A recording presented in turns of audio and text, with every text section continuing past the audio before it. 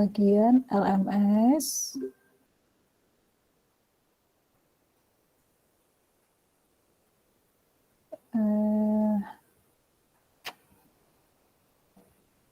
Ini saya agak-agak bingung nih karena seminggu ini saya ngampus, terus peralatan kerja saya di kampus. Kalau kalian pengen tahu coba laptop doang.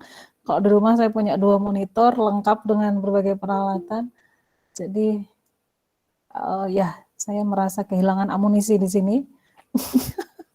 Sorry kalau agak-agak lambat responnya. Wait sebentar. Tab. Jadi yang biasanya saya terbiasa pakai 3 layar, sekarang cuma pakai 1 layar. Gimana tuh? Saya belum setting workstation di kampus. Baik, ya sudah, apa-apa, sekedar curcol. Yang muncul di kalian harusnya browser ya, LMS, PC komputer, baik. Nah, kita pekan berapa ini? Pekan 6 ya, pekan 6. Oh ya, sebelum saya nggak akan bosen ngingetin, yang belum mulai ngerjain untuk UTS, ayo segera mulai kerjain ya, karena yang deadline terdekat itu 5 November, itu udah minggu depan tuh. Jangan mepet-mepet kerjainnya ya. Ayo. Ini yang untung adalah kalian sendiri, kalian dapat ilmunya. Saya nggak punya keuntungan apapun. Ya, endorse juga bukan. Nah, jadi ini adalah materi pekan 6 dan ke-7, jadi bukan materi sekarang dan minggu depan. Minggu depan nggak ada pertemuan tatap muka online seperti ini karena kalian ada tugas ya. Saya pengen kalian fokus dan bisa menggunakan waktu di minggu depan untuk ngerjain tugasnya. Karena lumayan, bagi yang belum familiar, effortnya lumayan. Bagi yang sudah familiar ya tinggal pakai cap-cip-cup library jadi. Ya, cuman yang belum familiar lumayan. Nah, kalau ngomongin tugas ini terus saya ingat, saya belum ngoreksi tugas kalian, banyak banget. Aduh, ya baiklah. Ini di 2 pekan ini kita fokusnya adalah feature engineering yang jatuh-jatuhnya nggak akan jauh-jauh dari machine learning juga, gitu ya. Nah, sebenarnya pekan lalu saya sudah sempat nyenggol dikit tentang feature engineering ini pada saat kita membahas machine learning. Wait,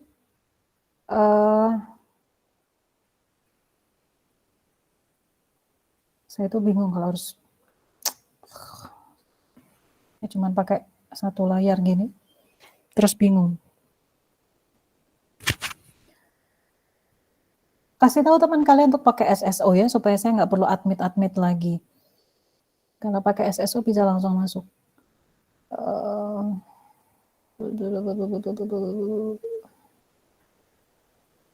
Nah, sampai mana tadi? Nah, di feature engineering ini, Bu, ini baru masuk, belum pemanasan, nanti langsung ngomong. Masih berapa orang? Cuma baru 36 orang ya. Belum datang semua, 37 orang. Ayo yang lain dipanggil. Feature engineering sebenarnya sudah sempat saya singgung di pekan lalu pada saat kita membahas machine learning. Di akhir-akhir sih memang mungkin beberapa atau sebagian besar di antara kalian udah nggak ngeh karena udah capek ya. Nah, saya akan review sekilas, terus saya kaitkan dengan machine learning nantinya seperti apa penggunaannya. Kemudian saya nanti akan saya akan kasih satu contoh tentang HOG, gimana cara mendapatkan fitur HOG dan sekaligus menggunakannya pada deteksi wajah. Ini sudah saya kasih slide-nya, bukan slide, notebook ini. Notebooknya udah ada ya, ini contoh notebook penggunaan HOG untuk deteksi wajah. Pasti akan ada error muncul karena ada beberapa modul atau metode yang deprecated. Harus hati-hati di sini ya. Kalau ada error muncul, larilah ke Stack Overflow, cari tahu di situ solusinya harus seperti apa. Gitu, oke. Nanti saya akan tunjukkan, saya demokan yang versi yang udah benernya. Nah, terus slide yang akan saya sampaikan udah ada di sini. Slide-nya nggak banyak, Simpel saja, terus saya kasih juga slide presentasinya Feveli. Nanti saya akan bahas juga ini. Jadi semua materi sudah ada di sini ya. Wait, harus ada yang disensor tadi harusnya. Ada di sini, simple, gitu ya materinya. Saya nggak akan ngomongin yang di Feveli ini.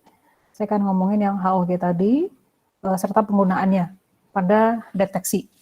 Nah, kalau ngomongin deteksi, klasifikasi akan secara otomatis ngikut di dalamnya. Nanti kita lihat ya.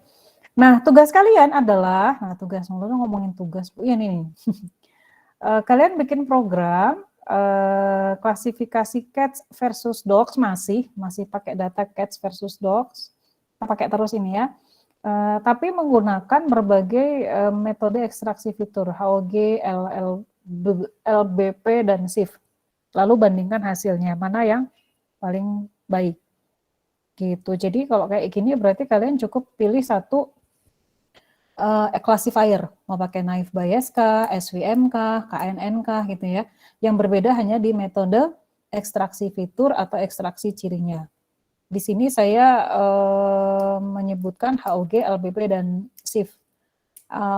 Pakai yang lain boleh sih, tapi 3 gitu, supaya ketahuan. Jadi tujuannya, sebenarnya library-nya udah ada semua, kalian tinggal cari terus pakai ya. Saya pengen kalian membandingkan terus ngelihat, oh jadi untuk kasus cats versus dogs yang sederhana ini, dengan menggunakan classifier yang sama, dengan menggunakan berbagai metode ekstraksi fitur yang berbeda, hasilnya itu seperti apa. Gitu ya. Susah nggak tugasnya? Kira-kira? Menurut kalian susah nggak tugasnya yang ini? Yang Bu, sekarang? Izin bertanya, Bu. Hah? Nggak ya? Kan yang lain. Ya, sebentar. Saya testing deh. Tugas 4 ini yang merasa kayaknya susah. Raise hand dong. Saya pengen tahu. Kayaknya susah. Raise hand, angkatlah tangan. Belum bisa dibilang susah atau enggak, Bu, karena belum tahu gimana itu. Belum pernah. Enggak apa-apa. Penilaian pertama, di pandangan pertama. Kayaknya susah. Itu mau nanya semua. 12, 14 resen. Sorry, kenapa Jerry? Itu kan ekstraksi fitur fitur engineering ya. Ekstraksi fitur lah ya. Apakah pakai kernel CNN gitu kan, kernel konvolusi misalnya, itu termasuk ekstraksi fitur atau enggak, Bu?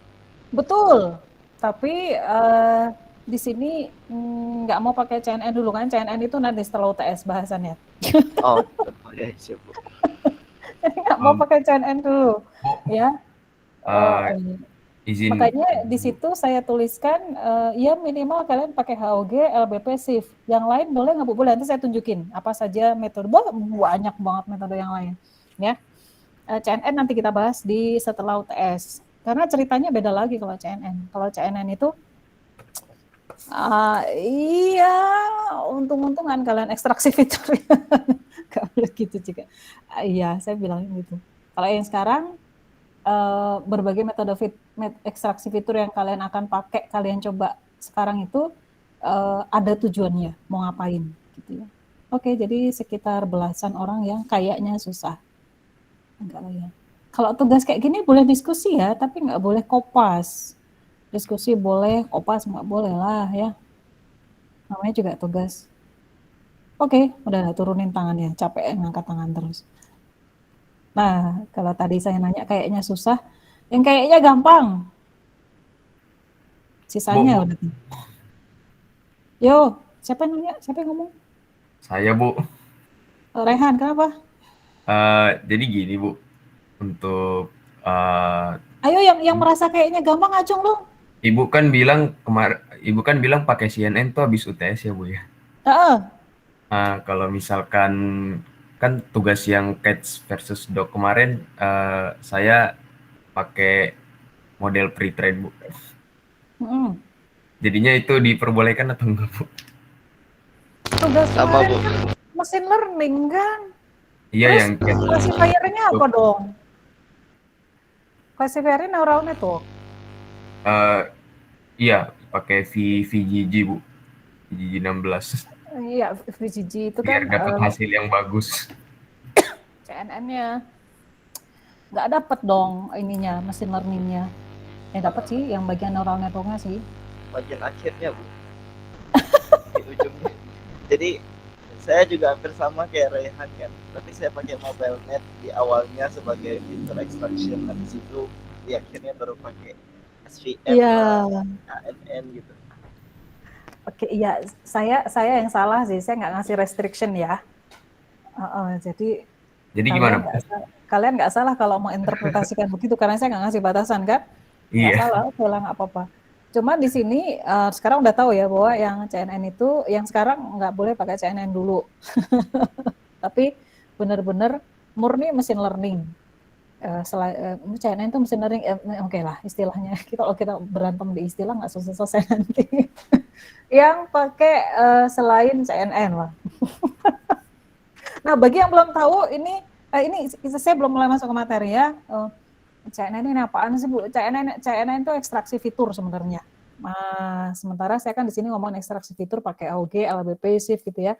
CNN itu sebenarnya ekstraksi fitur juga. Gitu. Nah, cuma sekarang feature engineering. Kalau CNN itu maksudnya feature learning, bukan feature engineering ya. Gitu. Oh iya. Ini judulnya feature engineering. Oh iya. Sekalian nanya. Feedback Jordi. Feedback. Jadi jelas ya. Jadi tujuan dari 2 pekan ini tuh saya pengen kalian memahami dan menguasai tentang mekanisme feature engineering pada sistem pengenalan objek menggunakan beberapa mekanisme ekstraksi ciri feature engineering gitu ya. Kenapa istilahnya feature engineering? Nanti kita akan bahas ya. Terus tadi cuma satu yang Acung yang kayaknya gampang, Kevin doang nih. Yang kayaknya tugasnya gampang. Yakin? Terus yang lain gimana? Abstain? Enggak Bu, tadi ini belum ini. Nah, sekarang saya nanya deh serius. Siapa yang berpikir kayaknya bisa lah gitu? Kayaknya bisa lah gitu. Bukan kayaknya gampang ya, kayaknya bisa lah ngerjain. Enggak terlalu susah. Yuk ngacung dong. Nggak usah malu-malu, nggak usah takut dibilang sok pinter. Oke, Jordi, Fadli. Kevin nggak, Kevin? Enggak Bu, susah ya. Enggak lah, gampang. Ya, cuma segitu doang. Kalian mah terlalu rendah hati. Oke lah, thank you. Tapi ini ya, tugas yang saya berikan bukan saya ngerjain kalian atau kalian mengerjakan sesuatu yang nggak ada maknanya, nggak. Semuanya ada manfaatnya untuk kalian. Itu karena computer vision ini saya pengen kalian memahami secara komprehensif. Nggak ujuk-ujuk langsung belajar deep learning gitu. Tapi ada cerita dari awalnya gitu ya. Nah, terus Bu, kalau pengen tahu berbagai metode ekstraksi ciri yang lain, di mana carinya? Nah, saya kasih 3 file ini. Yang color base, feature descriptor, shape base, feature descriptor, sama texture base, feature descriptor ini salah sedikit dari berbagai metode ekstraksi ciri yang ada. Nanti lihat di situ, siapa tahu dapat ide. Gitu ya. Jangan bikin dari scratch. Jangan bikin dari scratch. Pakai yang sudah ada, library yang sudah ada, atau jangan bikin dari scratch lah. Kalau kalian baru nyoba, kalian pusing sendiri, gitu ya. Itu saran dari saya. Gitu. Terus tugas kalian yang lain kan juga banyak kan? Gitu. Terus itu sudah penjelasan tugas. Oh, ini juga saya kasih banyak, ada solve, banyak ya. pengembangan dari shift banyak, pengembangan dari HOG pun banyak, ada PHOG, macam-macam HOG itu udah kemana-mana kan. Shift juga kemana-mana, LBP ini juga udah berkembang kemana-mana. Jadi kalian banyak pilihan sebenarnya. Jadi sekali lagi di pekan 6 dan 7 ini pertemuan terakhir kita ya, minggu depan nggak ada pertemuan, kalian akan mempelajari tentang mekanisme feature engineering pada sistem pengenalan objek. Namanya engineer itu kan creating, constructing ya, konstruksi fiturnya seperti apa. Nah ini kenapa disebut feature engineering. Ada maknanya di situ. Nah sebelum ke situ, ini tadi tentang tugas sudah. Nggak ada kuis kan? Nggak ada. Nggak ada kuis, cuma tugas doang. Udah tuh tugas terakhir sebelum UTS. Nggak ada lagi habis ini. Minggu depan juga kita nggak ada pertemuan ya. Saya mau ke slide. Stop sharing.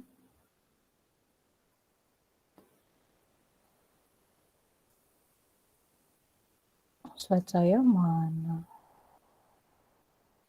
Nah, saya akan menjelaskan tentang konsep dasar dari feature engineering. Ya. Sedikit banget. Konsepnya dikit banget.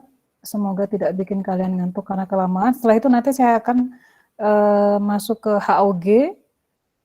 Apa sih sebenarnya yang diambil oleh HOG, terus contoh hands-on, contoh kode ya, penggunaan HOG.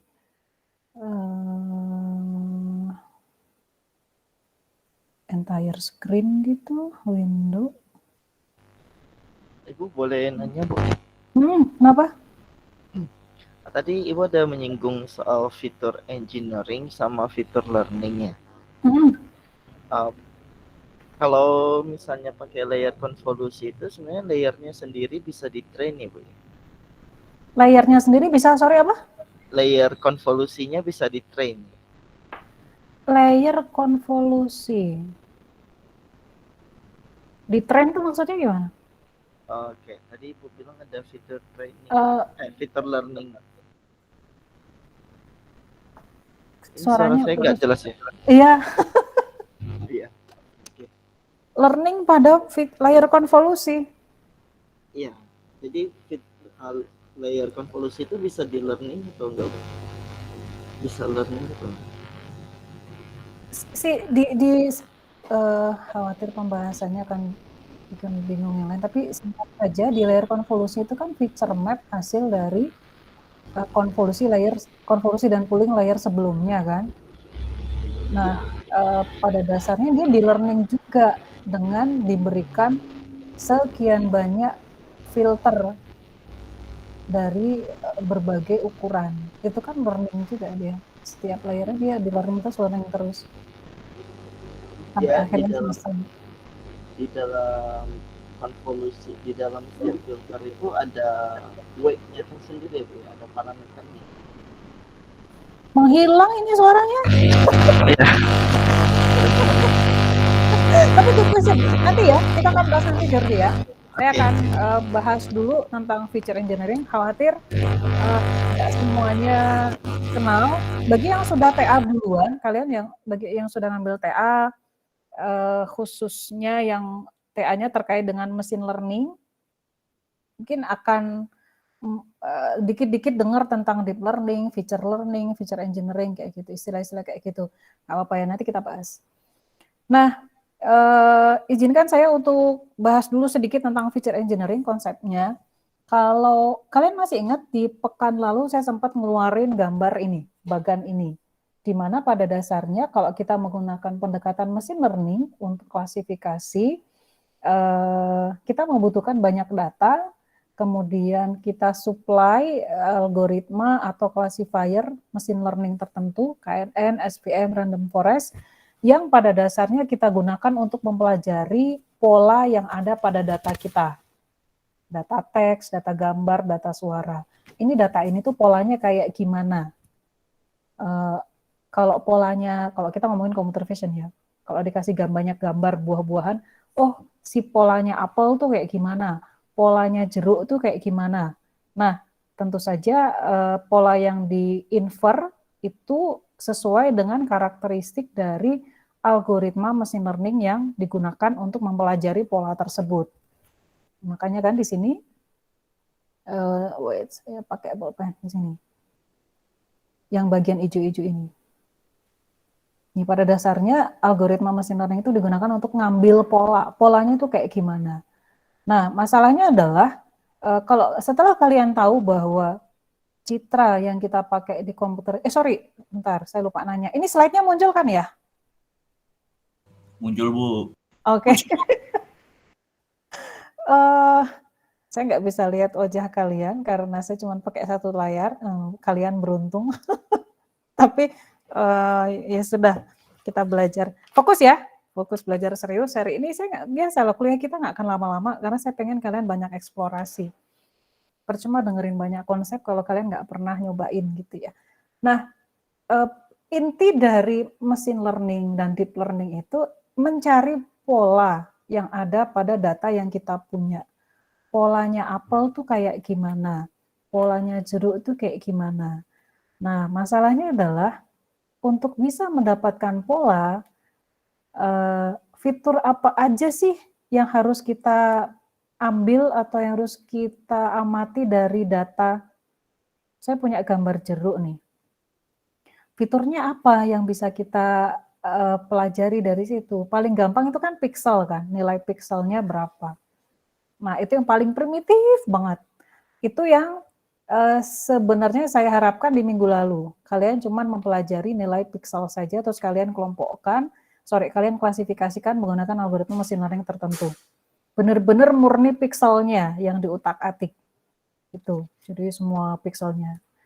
Nah, itu adalah cara paling primitif, cara paling dasar kayak gitu. Sama seperti kalau misalnya kalian bekerja dengan teks, aku adalah mahasiswa misalnya seperti itu. Nah, ada huruf A, ada huruf K, ada huruf U, itu kan aku kayak gini.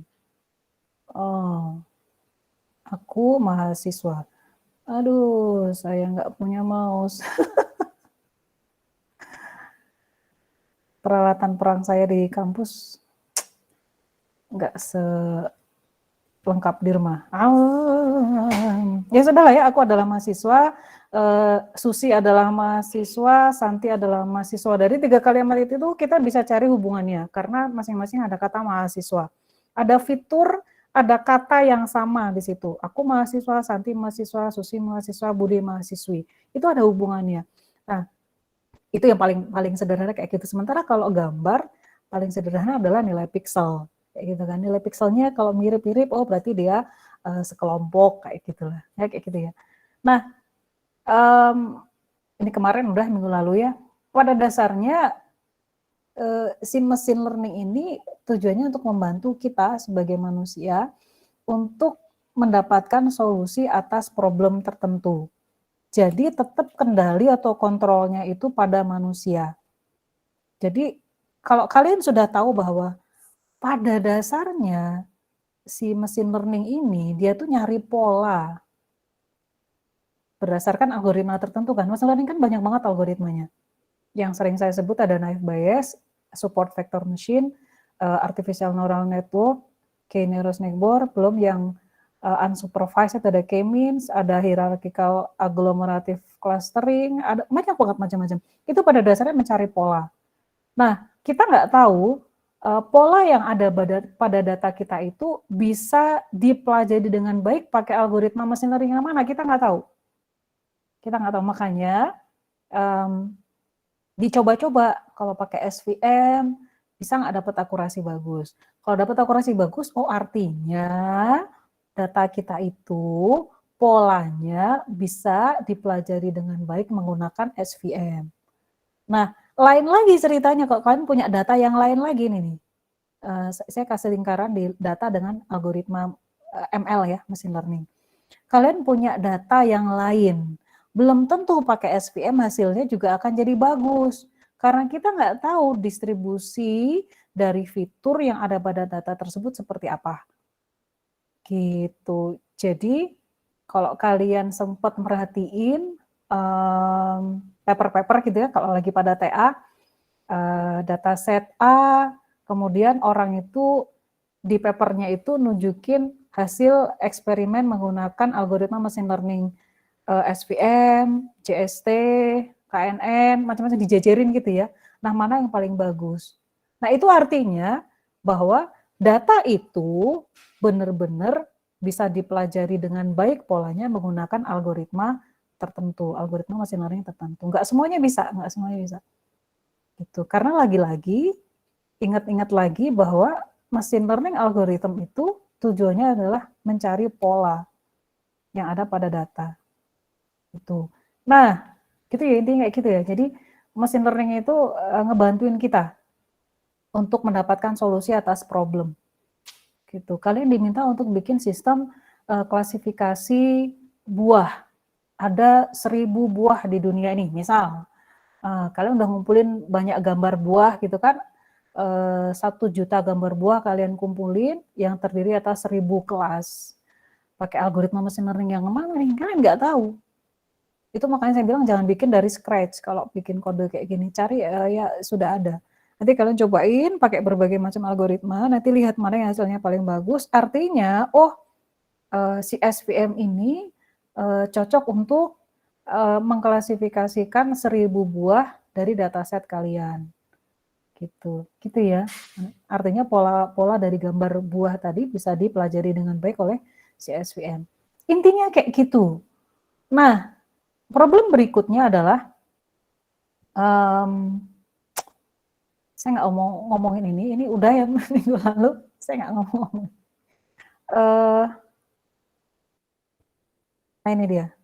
Ini terakhir kayaknya slide-nya. Problem berikutnya adalah ini. Mana garis? Untuk bisa menemukan pola dari data kalian, pola yang ada di data kalian, yang supaya bisa dipelajari dengan baik oleh berbagai algoritma machine learning tadi, maka si algoritma tadi kan butuh sesuatu untuk dipelajari kan. Kayak, aku tuh harus mempelajari apa? Apakah kumpulan huruf? Apakah kumpulan pixel? Gitu kan. Kalau kita bekerja dengan teks, ya kita mempelajari kumpulan huruf paling primitif. Atau kumpulan kata. Atau keyword tertentu. Atau token-token tertentu. Atau seperti apa? Nah ini yang kita harus definisikan. Disinilah. Kalau di machine learning itu intinya di sini. Nah, itu disebutnya sebagai fitur atau ciri. Apa sih yang harus dipelajari dari data ini? Atau si algoritma machine learning ini harus belajar dari apa? Kan kalau misalnya data ini kan ada data teks ini ya. Teks, iya.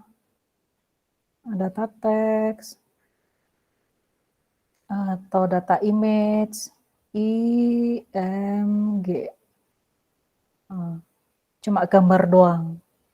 Nah, berikutnya itu kita harus ekstraksi fitur. Nantinya algoritma machine learning kita akan mengolah fitur-fitur tersebut untuk mendapatkan pola yang merepresentasikan kelas tertentu. Kelas dogs, kelas cats, kelas apple, kelas orange, kayak gitu. Gitu ya. Teknisnya, fitur ini bentuknya adalah vektor. Saya sering ngomong ini bolak-balik, saya nggak bosan-bosan. Fitur ini bentuknya adalah vektor. Ukurannya bisa mulai dari belasan sampai ribuan. Gitu ya. Vektor ini isinya angka. Singkat cerita, si fitur ini bentuknya kayak gini, vektor. Teknisnya. Jadi nanti kalau kalian ngerjain tugasnya, coba keluarin vektornya, vektor cirinya, hasil ekstraksi dari ciri HOG, LBP, SVM, lihat angkanya di situ ya.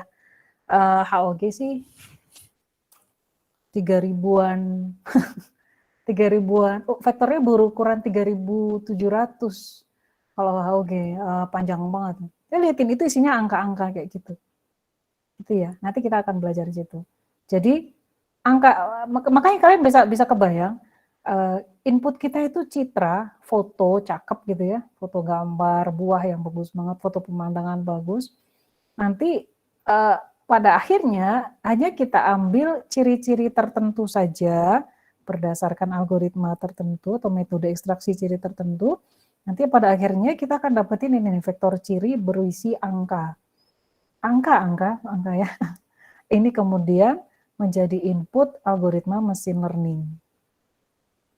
Nah, jadi ya wajar kalau di algoritma machine learning itu banyak banget rumus karena yang diolah adalah angka kan, gitu. Jadi nggak usah takut-takut dengan berbagai rumus yang ada ya, karena sebenarnya rumus itu tuh simple, gitu. Cuma notasi-notasinya aja udah bikin kita takut duluan biasanya. Wah serem nih rumusnya. Padahal mah kayak gitu-gitu doang rumusnya, nggak ada yang susah-susah, gitu ya. Itu disinilah kontribusi dari machine learning itu. Kemudian nanti kalau kita udah milih algoritma, udah melakukan learning, kan keluar tuh, kita pengen tahu tuh ini tuh hasilnya bagus atau enggak. Maka kita milih yang namanya metrik. Apakah precision, atau recall, atau F1 measure, atau akurasi, atau specificity, macam-macam. Tergantung apa yang ingin kita lihat. Macam-macam matriksnya, gitu ya. Ini standar kalau precision, recall, F1 measure, accuracy, sensitivity, specificity, true positive rate, false positive rate itu standar yang ada di machine learning. Gitu. Nah, selesai sampai di situ nggak? Enggak. Kan tadi saya bilang bahwa machine learning itu cuma ngebantuin manusia. Jadi tetap kendali itu ada di kita. Baru kemudian ini nih. Kita sebagai manusia, kita sebagai machine learning engineer itu ya, harus menginterpretasi result itu. Bener nggak sih? Udah cukup nggak sih? Misal akurasinya pakai SVM nanti ya, cats versus dogs kalian dengan HOG misal dapat akurasi 80% akurasinya. Oh, cukup nggak ya? Oh, nggak cukup nih. Udah cobain pakai KNN. Ternyata pakai KNN bisa 90%.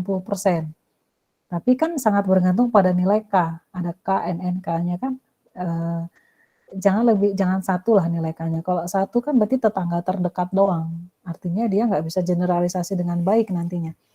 Nah gitu. Intinya inilah fungsi dari machine learning. Kalian bisa milih membandingkan berbagai algoritma, milih metrik mekanisme untuk mengukur kinerja sistem kalian coba-coba, kalian pilih-pilih, nanti kalian memutuskan, oh si dataset ini paling baik, paling cocok dipakein classifier atau algoritma machine learning X atau Y atau satu algoritma machine learning yang mana. Udah selesai, baru kita publikasikan ke klien.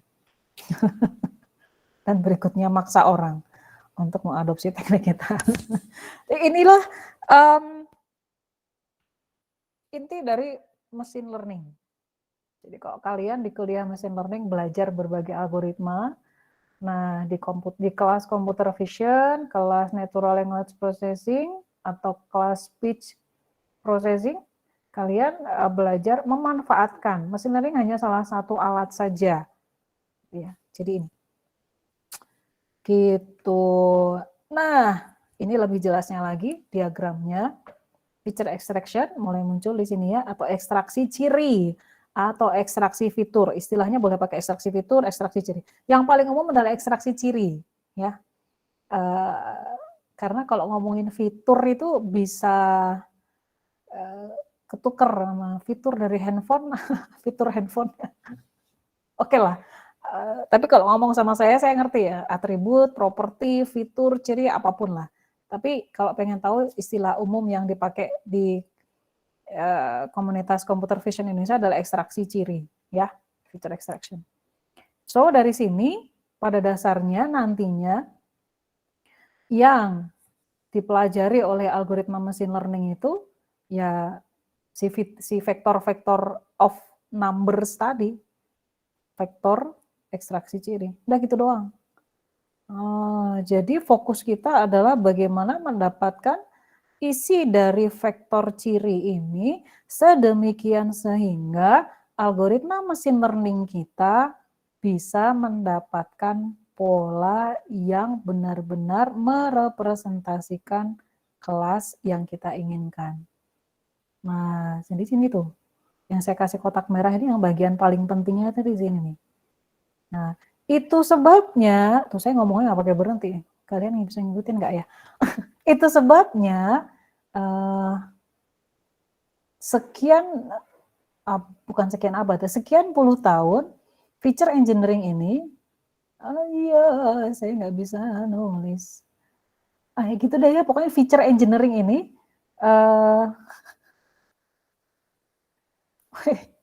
feature engineering ini menjadi fokus utama di kalangan komunitas mesin learning. Gimana cara menghasilkan fitur atau ciri yang paling baik dari data.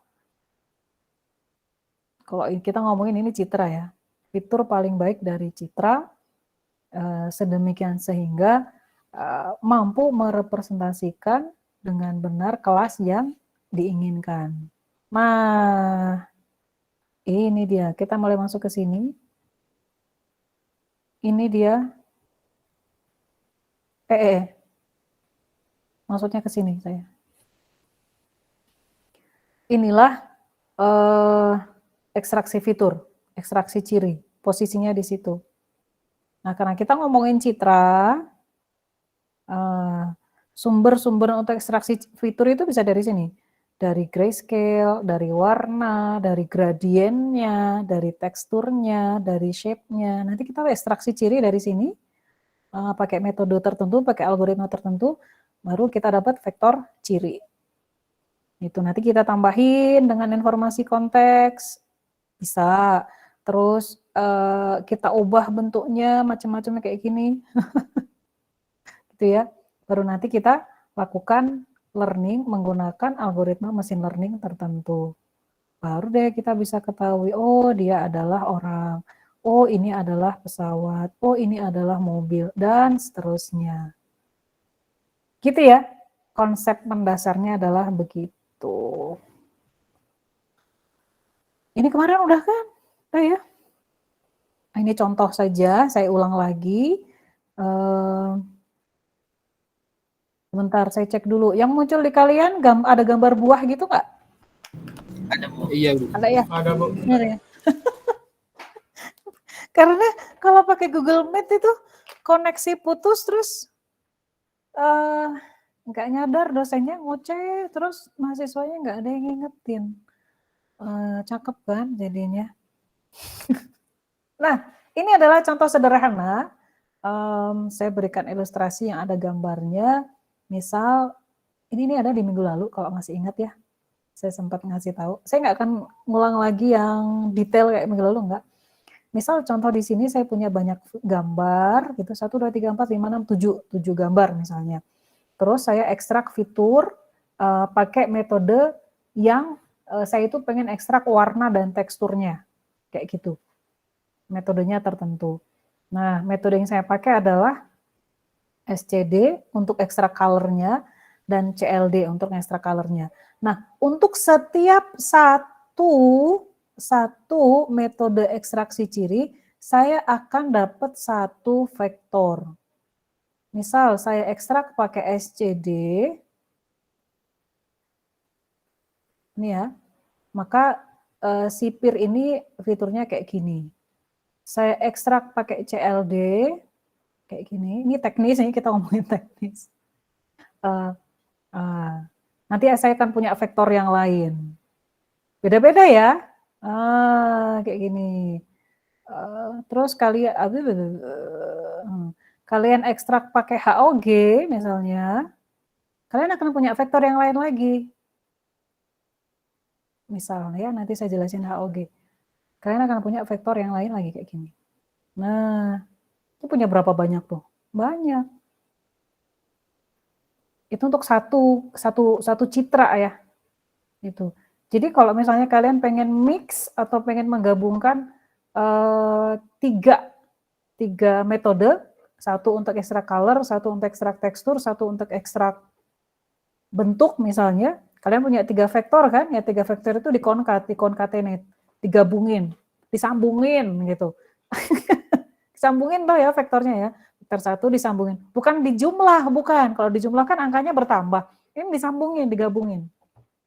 Itu salah satu cara untuk mix, menggabungkan penggunaan beberapa fitur dalam satu vektor ciri. Nah, cara kayak gitu disebut sebagai back of words atau back of features. Back of words, words itu kata diambil dari domainnya NLP, teman-teman di NLP, diserap, diadopsi di kalangan computer vision menjadi back of visual words atau back of features lah. Gitu. Nah, inilah yang disebut sebagai back of features. Salah satunya. Jadi fitur kita itu dikumpulin. Gitu ya, ini. Nah, habis itu udah punya vektor ciri sekian banyak dan untuk setiap citra kita. Jadi sebentar gini, kalau saya punya 10.000 data, 10.000 gambar, 10.000 citra, maka saya akan punya 10.000 vektor. Gitu ya. 10.000 citra, saya akan punya 10.000 vektor. Untuk setiap citra saya punya 1 vektor dari hasil ekstraksi ciri. Kalau kalian pakai 2 macam ekstraksi ciri, ya 20.000 vektor ciri kalian dapatkan. Itu ya. Baik, saya tinggalin kalian dulu untuk mencerna dulu. Saya izin dulu sebentar ya, 5 menit.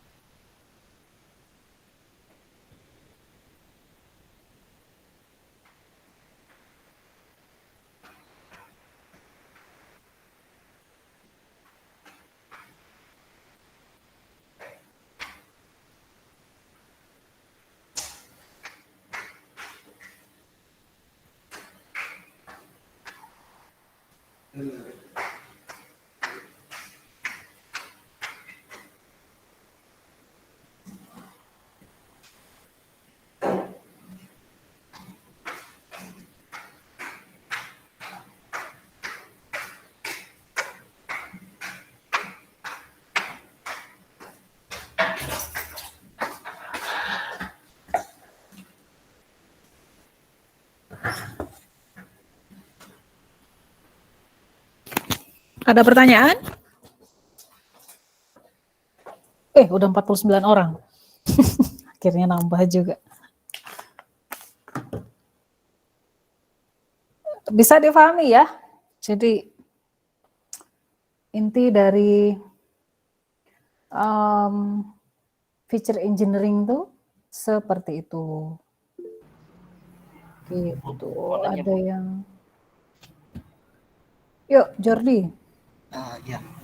Jadi tadi kan Ibu bilang feature extraction ini intinya kayak pakai algoritma untuk ngehasilin vektor baru yang nantinya vektor ini back of feature ini akan dimasukkan ke dalam model learning kita kan ya Bu ya? Akan dipelajari oleh algoritma machine learning. Iya. Jadi kayak kalau misalnya pakai algoritma kayak shift itu kan dia ngambil poin key descriptor gitu kan ya Bu ya, poin localization-nya gitu. Itu bagaimana caranya diubah poin deskriptornya itu ke dalam bentuk vektor yang nantinya bakal dimasukkan? Ya, pakainya histogram. Kalau udah histogram kan bisa dibuat vektor kan, bin-bin histogramnya. No. Nah ini cara lain. Saya tadi baru minggu lalu dan hari ini saya nunjukin gaya ekstraksi fitur yang seperti ini. Nanti ada cara lain yang gimana sih cara bisa dapat vektor, kan hasil akhirnya adalah vektor ciri. Ada yang namanya histogram. Nanti histogram itu kan pada dasarnya vektor kan? Histogram nanti ya habis ini. Oke. Nanti di sini saya tunjukin yang HOG. Kenapa saya ambil HOG, LBP dan SIF karena mirip. Mekanismenya agak mirip tapi sedikit mirip, banyak bedanya. Nah, ini contoh, saya ulang lagi, contoh isi vektor ciri untuk SCD. Ini cuma dikit, ukuran vektornya cuma 16. Jadi enak dilihat. Nah, di angka-angka ini kan bisa ketahuan tuh, oh kalau Apple itu kayak gini angkanya. Oh ternyata Apple sama banana itu angkanya beda ya, ini komponen vektor cirinya. Ada yang bagian sama, ada yang beda.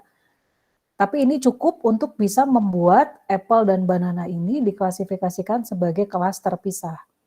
Begitu juga lemon. Lemon ini karena dia warnanya kuning, agak kehijauan, dia mirip dengan pisang kan, lihatin. Angkanya itu mirip semua nih. Ini bisa bikin salah saat pemodelan, saat bikin model pakai algoritma machine learning tertentu. Nah, coba lihat yang lime, hijaunya dia beda banget dengan hijaunya pisang. Lihat, ini agak beda di sini dengan pisang. Tuh ya, ini juga agak beda dikit. Bedanya tapi dikit, maka dia dianggap hijau, mirip dengan pisang. Yuk lihat contoh yang lain, yang pear yang sama-sama hijau juga nih, yang hijau ya.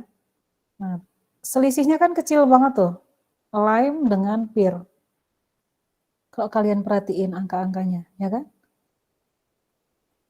Nah, ini baru satu citra ya, baru satu citra. Kalau kalian punya banyak citra, kalian akan punya banyak banget variasi kayak gini kan. Dan bisa jadi satu citra apel dengan citra apel lain, angkanya itu agak beda-beda dikit. Nah, angka-angka inilah yang dicoba diinfer polanya oleh classifier atau algoritma machine learning yang kalian pilih itu. Gitu. Nah, kalau kalian udah dapat vektor ciri kayak gini sebenarnya, kalian bisa bikin distribution plot. Plot distribution, cari tahu di Python ya, cara bikinnya untuk tahu si data kita itu distribusinya seperti apa. Sehingga kira-kira paling cocoknya pakai algoritma machine learning yang gimana.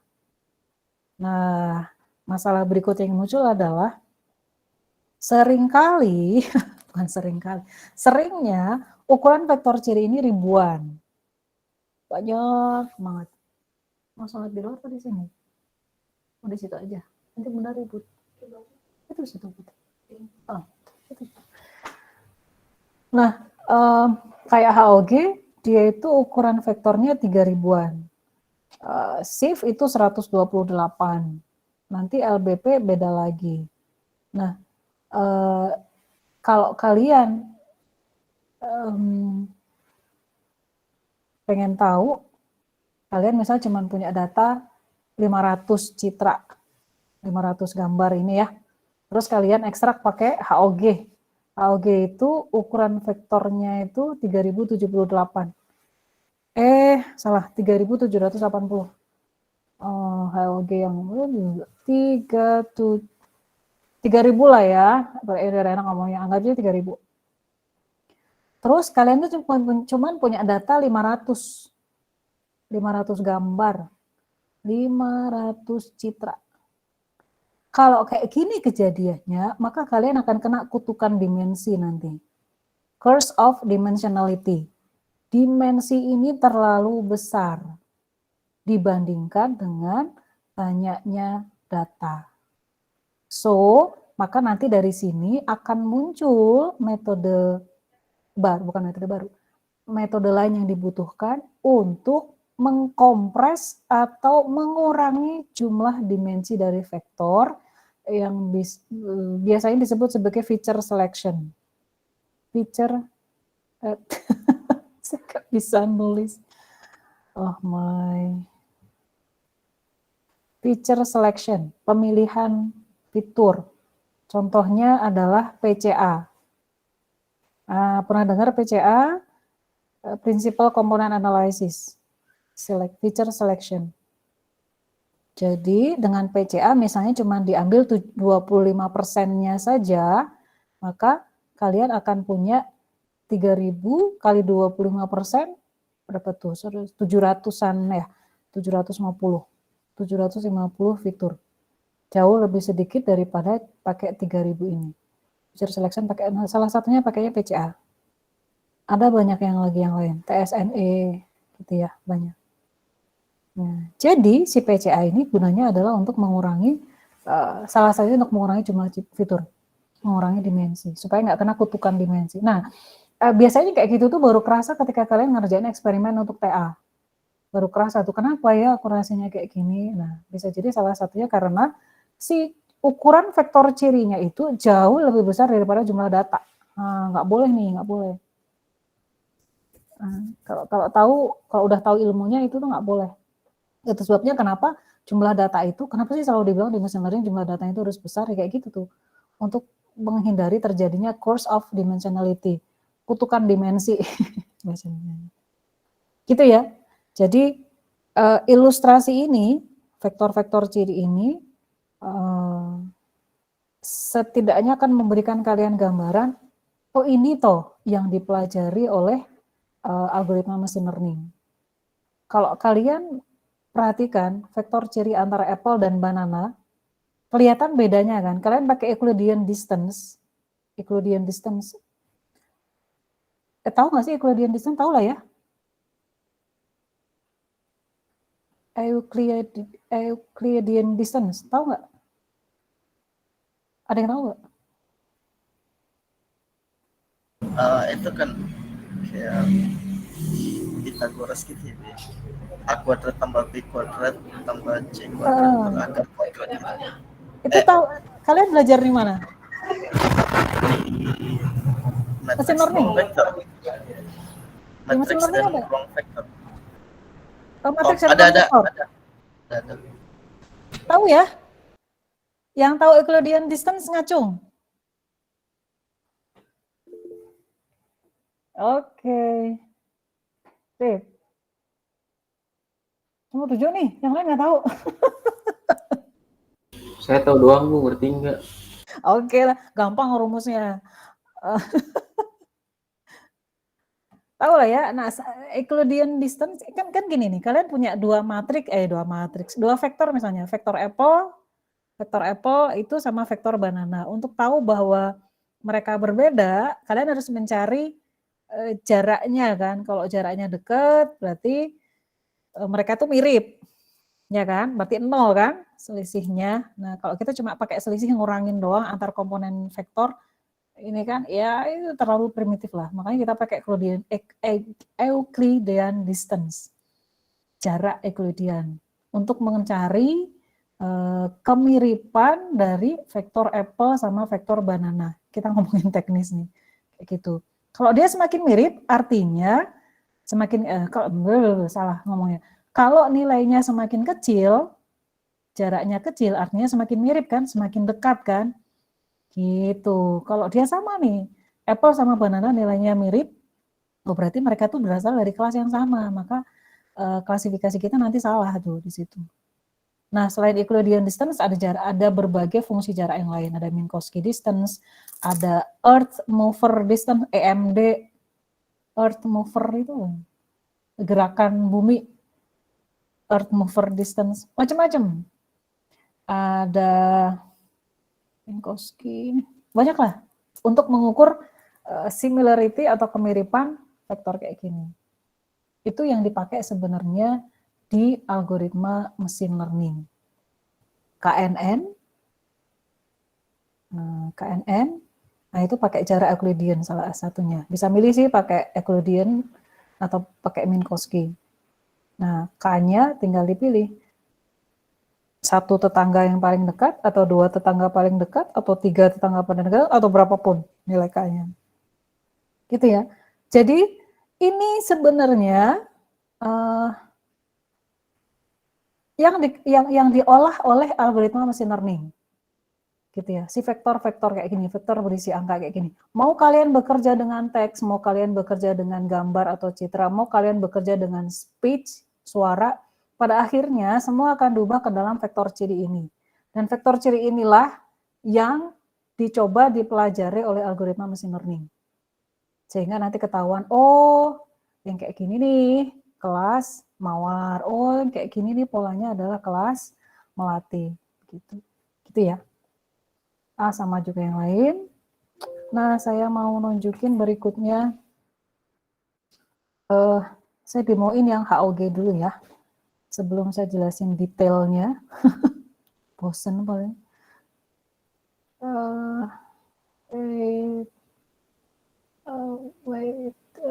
No.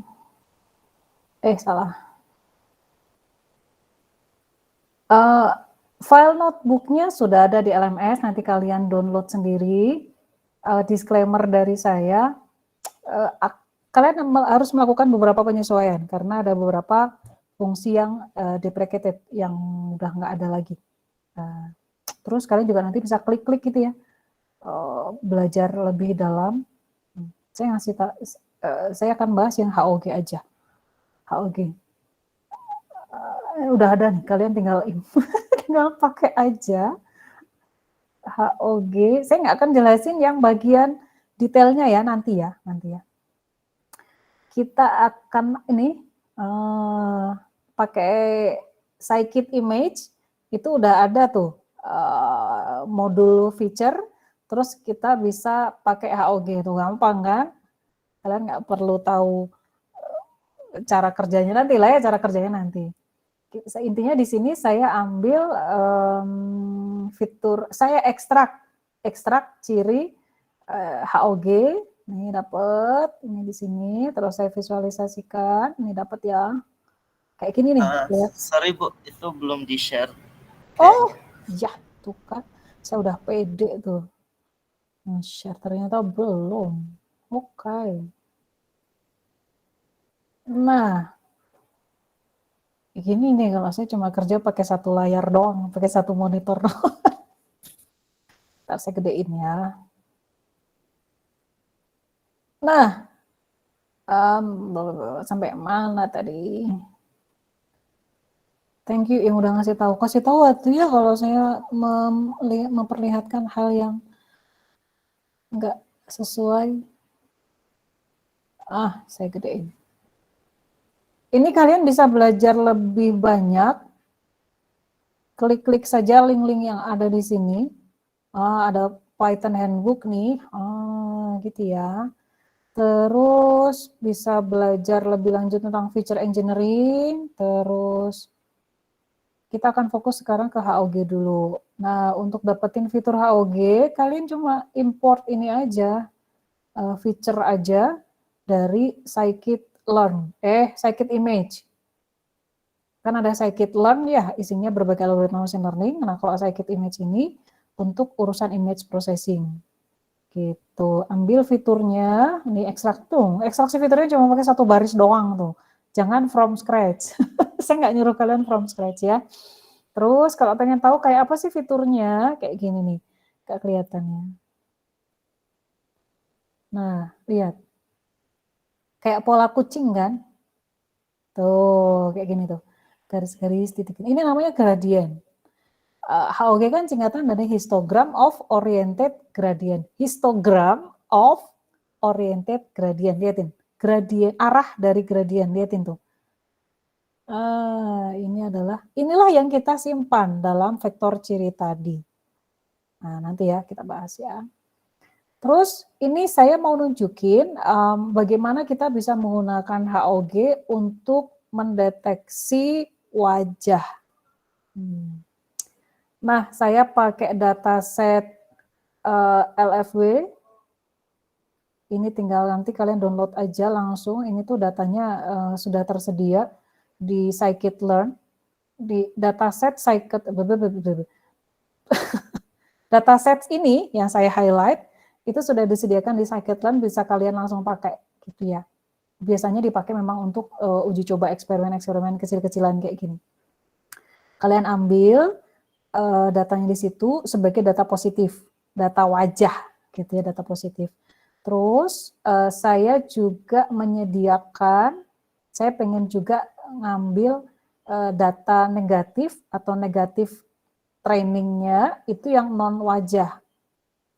Gitu, ini saya ambil dari sini. Dari sini ya. Dari mana? Image to use. Ambil dari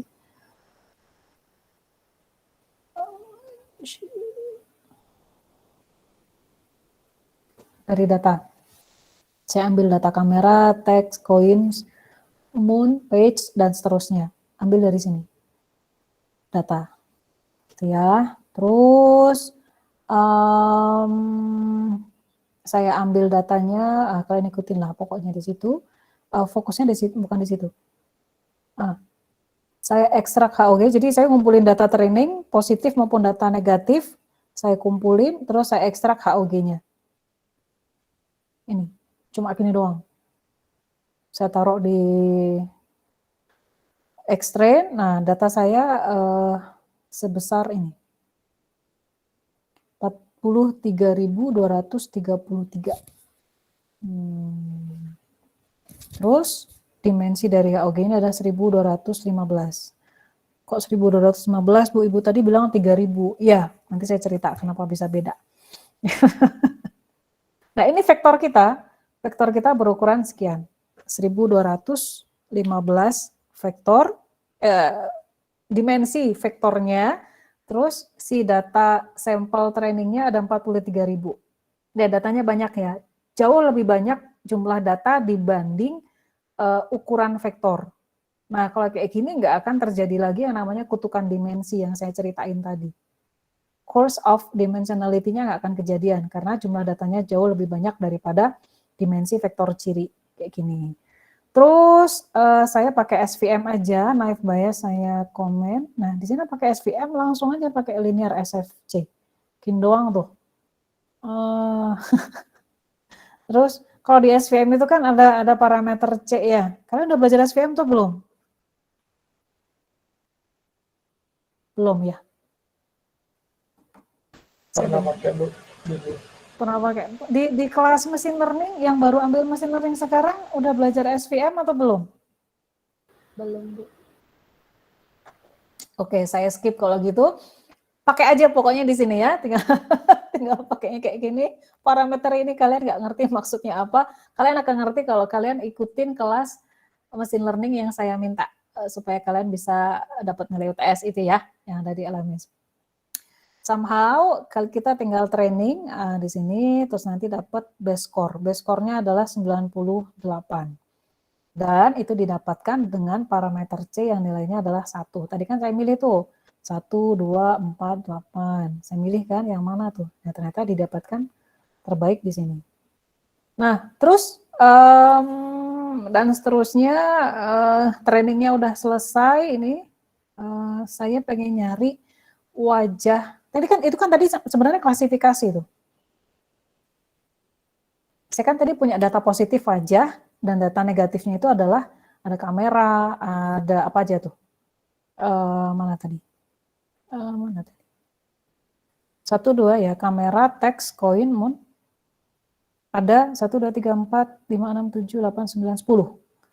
Sebenarnya saya punya 11 kelas kan, 1 kelas wajah dan 10 kelas non wajah. Kamera, teks, koin, moon, dan sebagainya. Jadi sebenarnya saya punya 11 kelas. Nah, pada saat saya lakukan learning dengan menggunakan SVM ini, pada dasarnya saya melakukan klasifikasi tuh. 11 kelas tadi. Nah, ini yang dilakukan di sini adalah saya minta sistem saya untuk mempelajari pola wajah dan pola 10 kelas yang lain yang non wajah. Dia udah punya polanya di sini, terus dia bilang akurasinya 98%. Gitu. Bisa diikutin ya. Nah, klasifikasinya itu udah selesai sampai di situ. Gitu toh.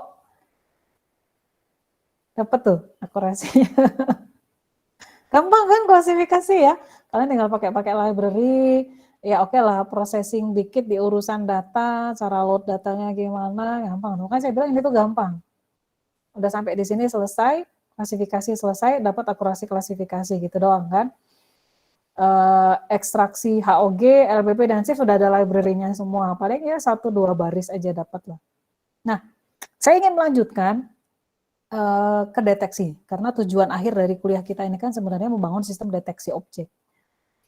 Nah, saya pengen tadi ya hasil yang saya udah berhasil mengklasifikasikan wajah mana bukan, saya pengen pakai untuk bisa mendeteksi wajah di suatu gambar sembarang. Misal saya punya gambar kayak gini, saya pengen sistem saya itu bisa ngasih kotak di bagian wajah aja, kayak kamera-kamera sekarang kayak gitu kan, atau di aplikasi medsos itu kita upload foto, nanti dia bisa ngasih kotak-kotak di wajah kita. Nah itu tuh caranya gimana. Nah yang saya tunjukkan di sini atau notebook yang kalian nanti bisa download sendiri dari LMS, ini adalah cara paling primitif. Ini adalah cara paling awal yang dipakai orang untuk deteksi objek. Jadi bukan pakai YOLO, bukan pakai SSD, bukan pakai sekarang ya bukan pakai transformer bukan. Ini cara paling primitif, cara paling pertama, tapi yang paling make sense, yang paling gampang difahami. Kita lihat ya. Kalau saya punya wajah kayak gini, saya punya foto kayak gini, saya pengen bagian wajahnya itu ya dikotakin sama dia. Maka cara paling primitif adalah ya udah saya ambil sampel aja patch. Namanya sliding window, patch size. Saya tentukan ukuran patch 2x2, 4x4, 8x8. Nanti saya akan jalan. Misal saya ambil ukuran patch 8x8 ya, 8x8 di sini. Saya akan jalan ke kanan, iteratif itu. Saya akan nyari di setiap patch yang saya temukan, yang saya buat 8x8, saya ekstrak fiturnya dari situ, saya bandingkan dengan 11 kelas yang tadi. Kalau salah satunya mengatakan bahwa oh ini mirip nih dengan wajah, maka saya ketemu patch yang saya cari. Namanya sliding window. Lihat, pada dasarnya saya harus menentukan patch size-nya berapa, ukuran patch-nya dia akan jalan kan, dari patch satu ke patch lain, dia akan jalan di gambar gini, di foto ini. Makanya disebutnya sliding. Saya akan jalan ke kanan, udah selesai, terus ke bawah. Setiap kali saya jalan, di setiap patch saya ekstrak ciri HOG-nya. Lihat di sini. Saya ekstrak ciri HOG dari patch tersebut. Dapat kan? Nah, udah dapat tuh. Dapat. Terus baru kemudian saya prediksi. Ini pada dasarnya saya bandingkan dengan 11 kelas tadi yang sudah saya klasifikasikan. Salah satunya harus mirip dengan satu kelas wajah. Nah, ternyata dapat tuh kayak gini. Ada 30 patch ini. 49. 49 patch. Ini enggak sesuai sama caption karena ada data yang saya ubah ya. Saya belum ubah captionnya ini. Saya punya 49 kotak, lihatin di sini. Ini adalah yang berdasarkan algoritma kita mengandung wajah. Ini adalah mekanisme deteksi yang paling primitif. Awal-awal dulu tuh kayak gini. Gitu, simple ya. Saya sering bilang tuh sliding window. Itu saya ceritain nanti setelah habis UTS, saya akan mungkin revisit ini lagi, saya akan mengunjungi konsep ini lagi. Nah, Jadi yang lainnya kalian pelajari sendiri di bawah. Ini adalah bagaimana menggunakan feature engineering, yaitu HOG, untuk pendeteksian wajah. Tuh.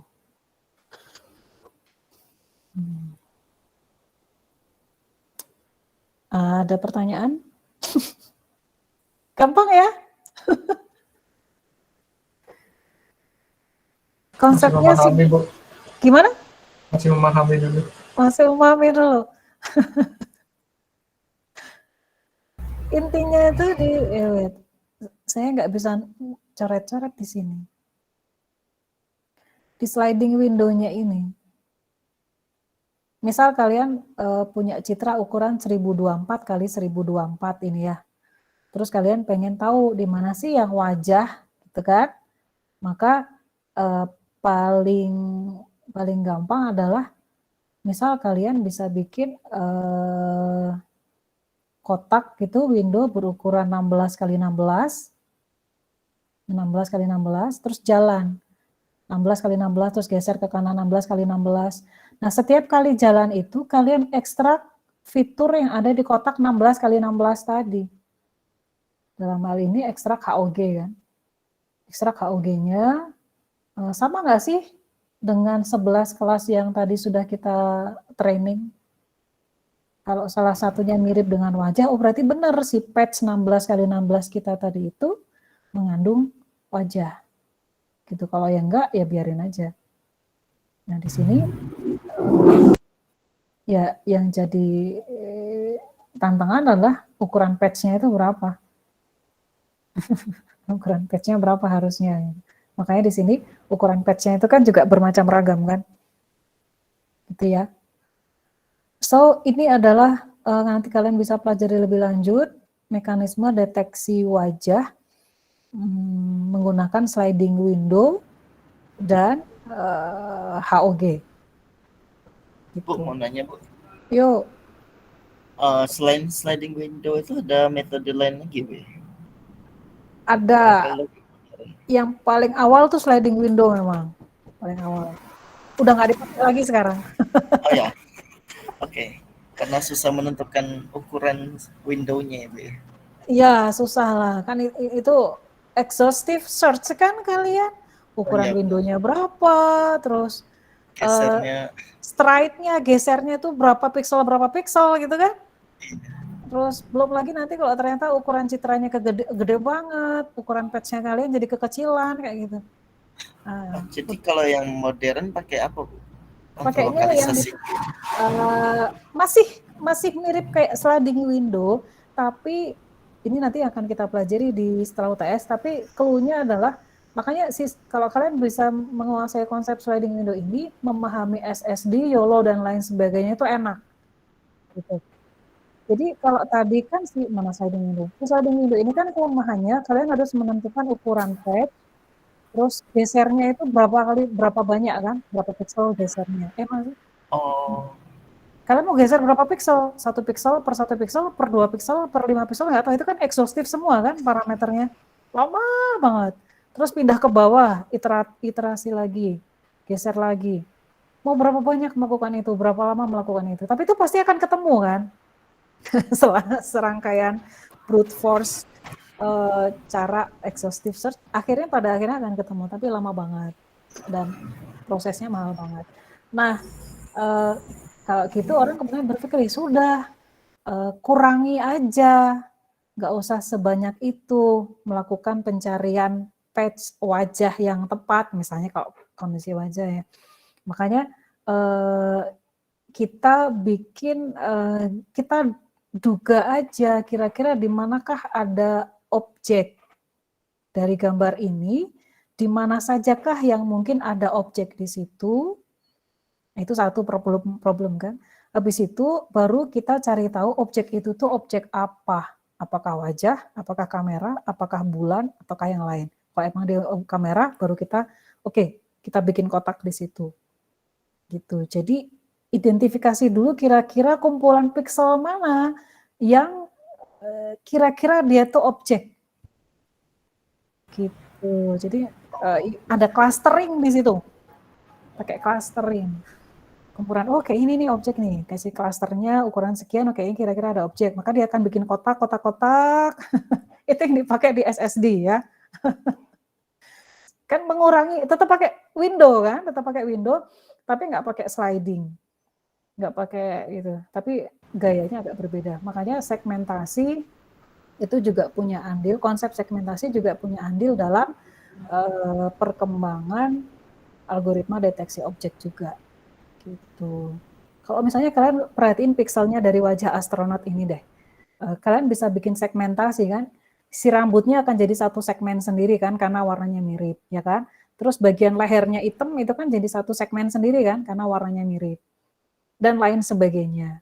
Nah, dari hasil cluster, kalian udah belajar clustering belum sih? Saya ngomong cluster di sini. Udah ya? Sudah Bu, Kemins. Yang ngambil mesin learning sekarang udah belajar clustering? Udah Bu, udah. Jadi enak ngomongnya. Jadi bisa si nilai-nilai kita pakai primitive way, cara primitif, pixel-pixelnya kalian clusterin. Kalian bikin cluster kan akan jadi satu cluster untuk rambut kira-kira ya. Untuk wajah, kecuali bagian mata, karena mata kan terlalu hitam. Dari grayscale-nya wajah akan jadi satu cluster. Nah, dari situ kalian bisa nebak, oh kayaknya di sini ada objek gitu kan. Tinggal dibikin bounding box aja tuh. Nah, nebak aja. Oh, nebak ada 5 bounding. Kalau di SSD gitu kan, nebak 5 bounding box dengan ukuran tertentu. Ukuran yang persegi panjang, ada bujur sangkar, atau ada yang nggak stretch ke kanan, itu udah ditentuin ukuran-ukurannya. Nanti cari tahu lagi di situ itu mirip dengan objek yang mana. Kan udah punya tuh kamus kamus objek hasil learning dari klasifikasi, udah punya kan, kita bisa pakai pre-train di situ. Bisa dicerita nih materi kita setelah UTS. Kayak gitu. Jadi ini sliding window ini menjadi, kalau saya bilang sepemahaman saya, ini menjadi dasar yang paling baik bagi kalian untuk memahami konsep object detection yang sekarang, yang keren-keren sekarang. Karena bagaimanapun window ini belum ditinggalkan. Tapi nggak pakai sliding lagi. Nah, sliding kan capek kalian, exhaustive kan, nyari ini terus. Kapan selesainya? Nah, konsep kayak gitu bisa. Konsep clustering ya, berangkat dari konsep clustering, kita bisa dapat segmen kan. Segmen wajah, segmen rambut gitu. Yang kita menduga kayaknya di situ objek. Nah, nanti tinggal jalankan proses klasifikasi objek. Dapat tuh. Oh, jadi untuk tahu di dalam satu window ada objek atau enggak, kita nggak perlu ngetrain satu algoritma, satu model untuk ngedeteksi ada objek atau enggak ya, tapi kita tinggal pakai segmentasi atau teknik lokalisasi gitu ya. Dari segmentasi atau clustering tadi ya, kita hanya bisa mendapatkan dugaan bahwa kayaknya di situ ada objek. Tapi Ya, kita nggak tahu itu objek apa. Setelah tahu letaknya, baru kita tinggal masukin ke algoritma untuk tahu itu objek apa kan ya, Ya, klasifikasinya. Pakai klasifikasi itu. Itu objek apa? Nah, si ekstraksi ciri main di sini nih. Misal kayaknya di segmen ini kita butuh tahu kan dia itu objek apa, kita ekstrak cirinya. Nanti kita bandingkan dengan model hasil klasifikasi. Ini tuh lebih mirip dengan model yang mana? Apakah orang, apakah apel, apakah kayak gitu. Itu salah satu cara aja ya, segmentasi. Itu. Cara lain yang agak-agak terbaru juga mendeteksi center of object. CenterNet namanya. Saya pernah kasih tahu siapa tuh? CenterNet. Kira-kira di sini pusat objek, pusat gravitasinya objek tuh di sini. Oh, kira-kira berarti kalau gitu dia tinggal bikin mengira-ngira window-nya itu seberapa, terus ekstrak sama ya tetap ekstrak fiturnya, ekstrak cirinya, nanti dibandingkan dia tuh lebih mirip dengan objek yang mana.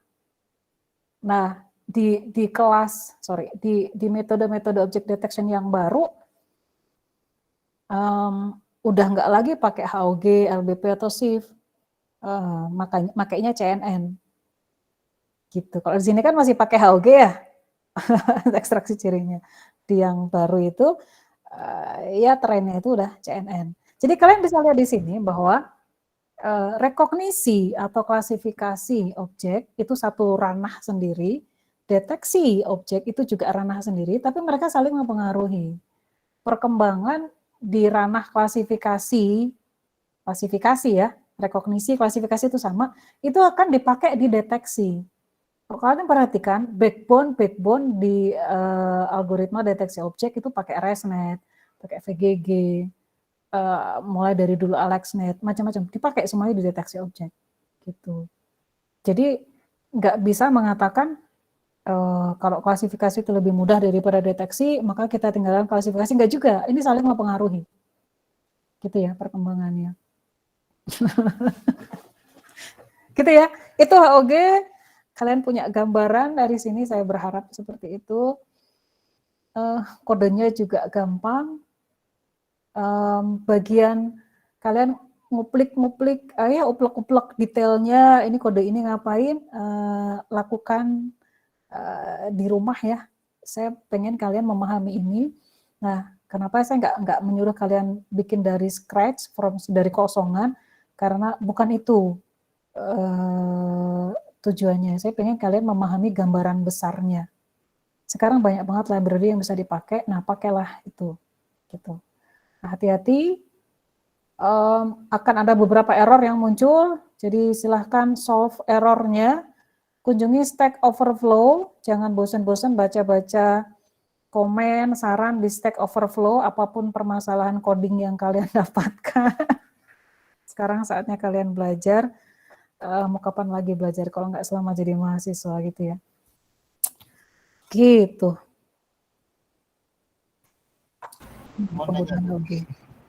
Ada pertanyaan? Iya Bu, kalau masih boleh. Gimana? Tadi tuh masih belum dapat gitu Bu, gimana cara ngubah si hasil ekstraksinya gitu, ekstraksi dari misalnya SIF atau HOG itu dijadikan vektor sebagai input ke model kita Bu. Oke, sip. Nah, itu bahasan saya selanjutnya, Jordi. Oh ya, oke.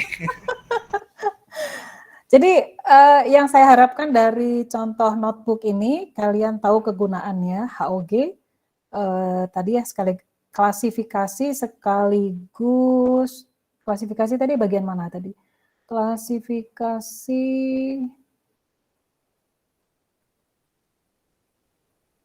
di sini ya, bagian klasifikasi, cuma segini doang, ini untuk klasifikasinya, sampai dia bisa membuat pola untuk 11 kelas, di mana 1 kelas wajah, 10 kelas non wajah. Di sini klasifikasinya. Kemudian kode berikutnya itu adalah deteksi. Nah, gitu. Nanti kalian perhatikan di mana sih saya bisa menggunakan atau aku bisa tahu klasifikasinya itu dipakai di deteksi yang di sebelah mana. Pelajari nanti ya di sini. Ini adalah contoh. Nah, tugas kalian kan di tugas 4 itu cuma bikin klasifikasi dogs versus cats, bukan deteksi ya. Bu, saya udah bisa klasifikasi, boleh deteksi, oke lah, boleh. Sekali. Tapi harus ada perbandingan tiga ekstraksi ciri. Nah, saya mau ganti share. Mana ya? LMS saya, LMS.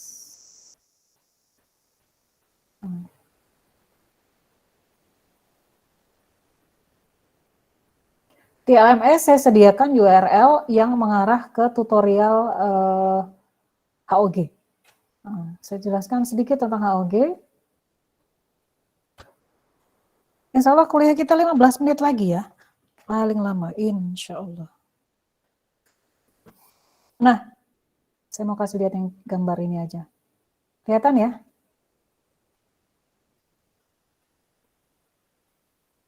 Detailnya kalian bisa baca sendiri. Saya akan ngomongin yang bagian inti-intinya aja. Ini kelihatan nggak ada gambar beberapa orang? Kelihatan Bu. Kelihatan ya. Aslinya si HOG itu 2000, kalau saya nggak salah ingat 2004, 2005, udah lama kan ya. Jadi dia bukan metode yang baru juga. Jadi kalau kalian pakai HOG sekarang udah ketinggalan zaman sebenarnya, karena itu udah 15-16 tahun yang lalu. Tapi konsepnya menarik, masih dikembangkan juga.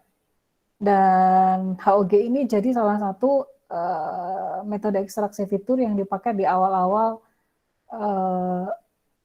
algoritma deteksi. Selective search, itu nanti, kita bahasnya nanti ya, pada saat kita ngomongin deteksi objek. Nah, kita ngomongin HOG sekarang. Konsepnya bagaimana dari sebuah citra kita bisa dapat vektor ciri gitu ya. Nah, ini adalah kenapa sih gambar orang? Karena HOG ini pada awalnya memang diperuntukkan untuk rekognisi orang, pedestrian, orang yang lagi jalan di jalan, bahwa ini adalah orang. Tujuan awalnya itu untuk mendeteksi ini tuh orang. Itu orang yang lagi di jalan. Nah, citra awalnya itu dulu di paper awalnya dia berukuran 64 kali 128. Kecil ya. 64 kali 128. Kecil banget itu. Foto yang cakep aja berapa ribu kali berapa ribu. Ini citranya kayak gini lah ukurannya. Persegi, karena dia memang awalnya untuk mendeteksi orang kan. 64 kali 128. Terus dia akan jalan, dia bikin patch atau window kayak gini berukuran 8 kali 8 terus geser ke kanan. Geser ke kanan, dia akan kumpulin itu, dia akan ekstrak sesuatu dari kotak-kotak itu, dikumpulin dalam satu vektor. Singkat cerita begitu, tapi nanti kita lihat detailnya ya. Jadi dia akan jalan dari kotak berukuran 8 kali 8 itu ke kanan, ambil sesuatu, ditaruh di vektor, geser ke kanan lagi, ambil sesuatu dari situ, taruh di vektor kayak gitu. 8 kali 8. Kenapa 8 kali 8 Bu? Nggak 4 kali 4? Ya suka-suka yang bikin metode kan. Bikinnya 8 kali 8, kita ngikut aja. 8 kali. Jadi kayak gini nih. Nah, dia akan ambil, gitu ya, ini ya. Yang kotak merah ini, dia akan ambil sesuatu dari sini. Ini kotaknya berukuran 8 kali 8. Ini ilustrasi, nanti dia akan jalan ke kanan, udah dapet, terus dia ke bawah, ambil lagi, ekstrak lagi. Nanti akan jadi satu histogram, vektor ciri berukuran 3.000-an. Nah, kita lihat. Apa sih yang diekstrak di setiap kotak itu gitu kan? Nah, pada dasarnya yang kita ambil di tiap kotak itu adalah gradien vektor. Nanti saya cerita itu. Nah, ini adalah salah satu contoh hasil ekstraksinya. Ini yang saya sebut sebagai histogram tadi. Nah, histogram. Nah, ini adalah frekuensi. Berapa banyak yang nilainya 10? Berapa banyak yang nilainya, bukan 10, dari 0 sampai 20, berapa banyak nilainya? Berapa banyak nilainya dari 20 sampai 40? Kayak gitu. Ini histogram. Sebenarnya histogram itu kan menggambarkan frekuensi kan, atau jumlah dari sesuatu yang kita cari. Nah, taruhlah di sini kita cari sesuatu yang nilainya 10 gitu ya. Kenapa jadi begini? Wait.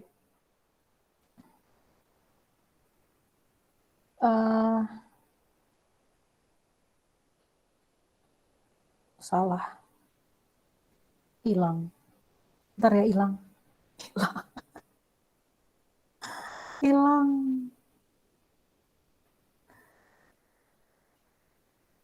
Mana tadi? Sebentar. Izinkan saya untuk share ulang. Kenapa jadi hilang? Mangga Bu. Nah ini kalian bisa baca sendiri. Saya akan ngomongin yang versi singkatnya. Mana tadi? Gitu ya. Jadi dari kotak-kotak itu, dari kotak merah ini kan, ini ukurannya 8 kali 8. Saya akan ambil sesuatu, terus saya taruh di histogram ini. Oh, sesuatu yang saya ambil itu nilainya 10, berarti saya taruh di sini. Oh, sesuatu yang saya ambil itu nilainya 30, saya taruh di sini. Nanti saya akan menghitung berapa banyak kemunculan nilai-nilai ini. Nah, nilai-nilai ini itu nilai-nilai gradien vektor. Apa itu gradien vektor? Vektor itu kan berarti vektor ya. Nah, gradien arah. Artinya saya mengambil nilai vektor yang menggambarkan arahnya. Contoh kayak gini. Kalian klik di sini lah ya. Cara ngitung gradien vektor.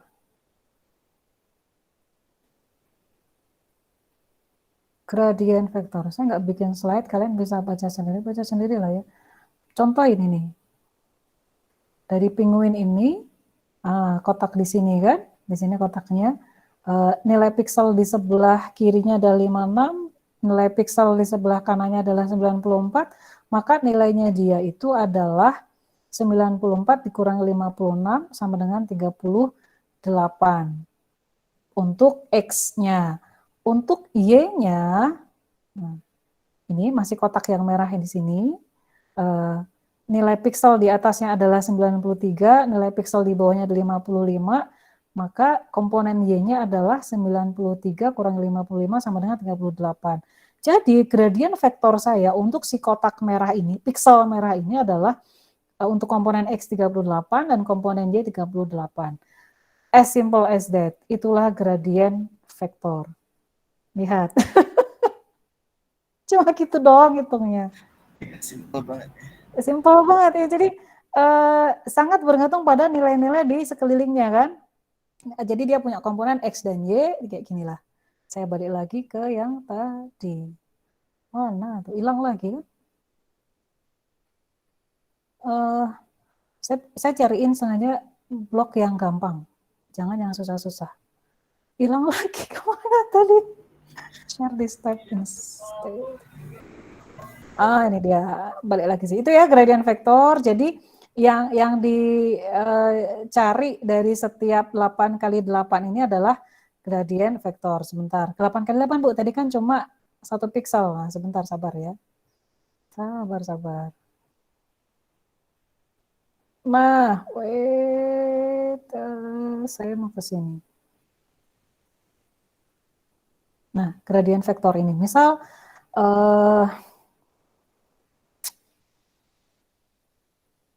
kalian perhatikan 3 buah gambar ini dan titik merah, piksel merah yang ada pada mereka. Kalau kalian perhatikan, manusia bisa tahu bahwa ini tuh adalah benda yang sama. Tapi kalau kita ngelihat nilai gradien vektornya, mereka itu beda. Yang gambar 1 sama gambar 2, gradien vektornya kan 38 sama 38 yang sama ya. Ini 38, yang gambar kedua 38 juga. Tapi di gambar ketiga, karena intensitas pikselnya beda dengan gambar yang lain, maka gradien vektornya adalah 57 dan 57. Kalau kalian cuma kalau kita cuma ngelihat gradien vektornya, kita akan si komputer akan bilang bahwa mereka adalah objek yang berbeda atau bentuk yang berbeda. Padahal kan sama kan, sama-sama di situ, sama-sama miring gitu kan. Maka untuk membuat supaya mereka ini, 3 gambar ini dianggap sebagai merepresentasikan objek, nantinya bisa objek-objek yang sama, kita normalisasi dengan membaginya menggunakan magnitude dari gradien vektornya, besar dari gradien vektornya. Ini 53,74, 53,74 sama 80,61. Nah, kalau kalian bagi gradien vektor dengan nilai magnitude-nya itu, maka kalian akan sama-sama mendapatkan nilai ini 0,71 sama 0,71 untuk semua gambar itu, hasil normalisasi gradien vektornya. Sehingga ketiga gambar itu akan dianggap objek yang sama. Gitu. Titik yang sama, sudut yang sama, gambaran besarnya kayak gitu. Itulah kenapa ada normalisasi gradien vektor kayak gini. Gitu ya. Jadi setiap vektornya itu Bu dibagi dengan magnitudenya. Jadi kalau yang contoh pertama 38 bagi 54,7 gitu ya Bu. Nanti hasilnya kan 0,71 kan? Oh ya, oke. Jadi 57 dibagi 80,61, hasilnya semuanya akan 0,71. Atau nggak terlalu jauh lah bedanya. Kalau nggak terlalu jauh bedanya, ketika dihitung pakai fungsi distance tertentu, akan dianggap mirip kan? Gitu. Itu ya. Itu udah dapet gradien vektor, hilang lagi. Saya bermasalah dengan satu layar kayaknya. Aduh. Kapok deh saya ngajar di kampus. Share lagi, hilang-hilang terus. HOG. Nah, ini penjelasannya si McCormick ini maksudnya sangat memudahkan. Gitu ya, udah dapat gradient vektor, terus diapain tuh? Nah, kita hitung sebenarnya. Kita hitung. Oh, sorry. Tadi kan 1 piksel ya, sementara tadi kan ini ukurannya kan 8 kali 8, ya kan? Untuk satu piksel saya bisa dapat 1 gradient vektor kan tadi. Berarti kok 88 kali 8 saya punya 64 vektor gradient.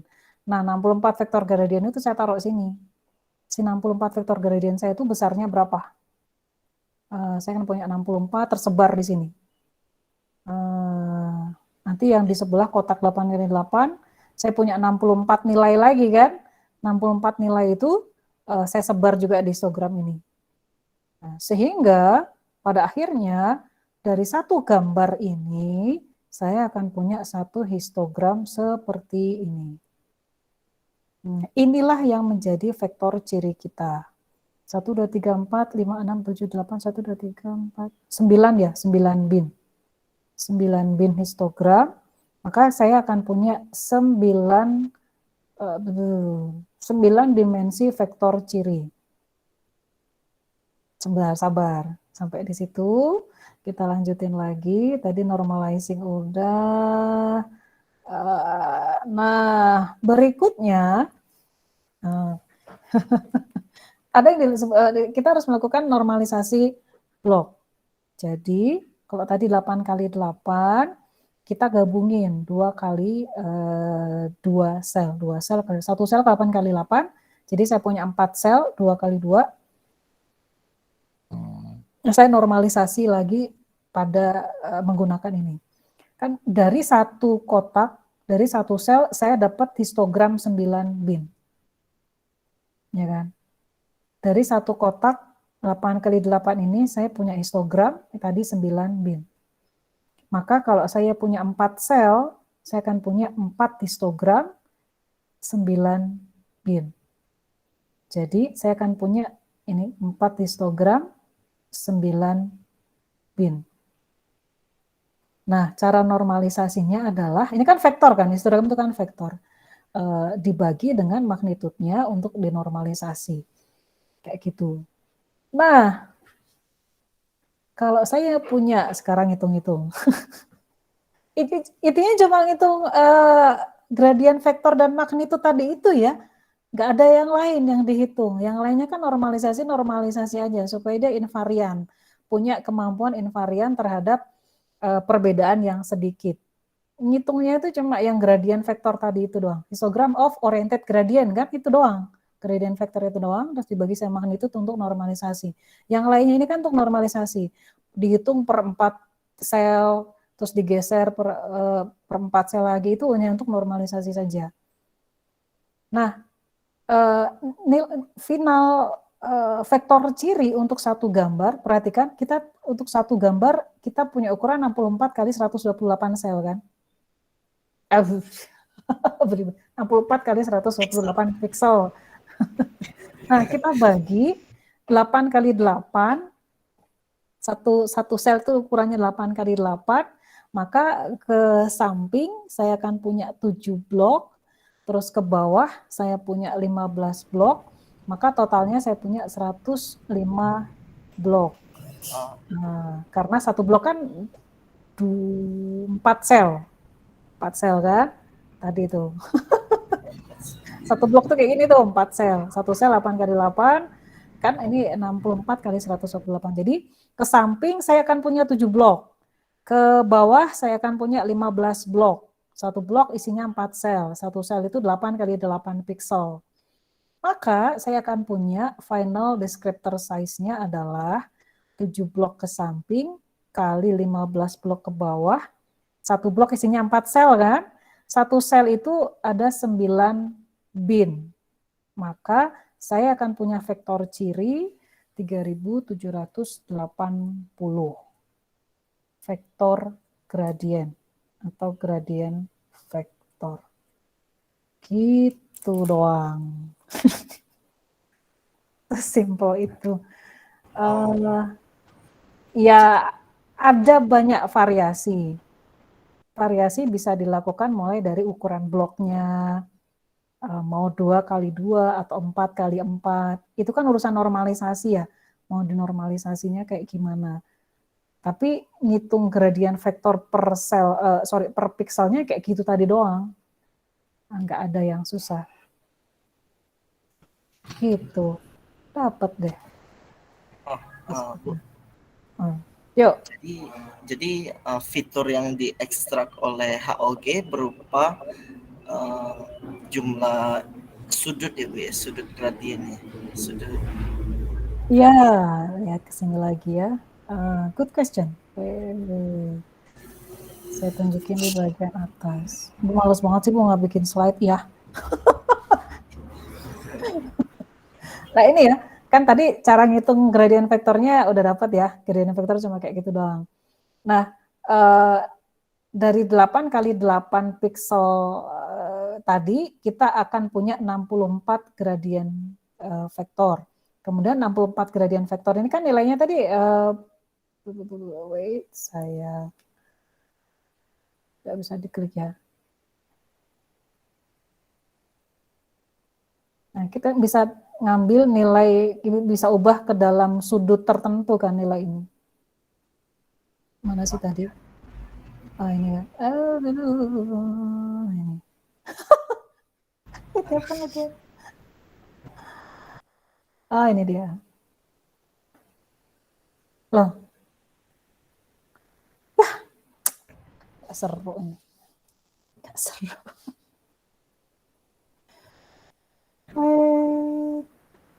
Mohon maklum.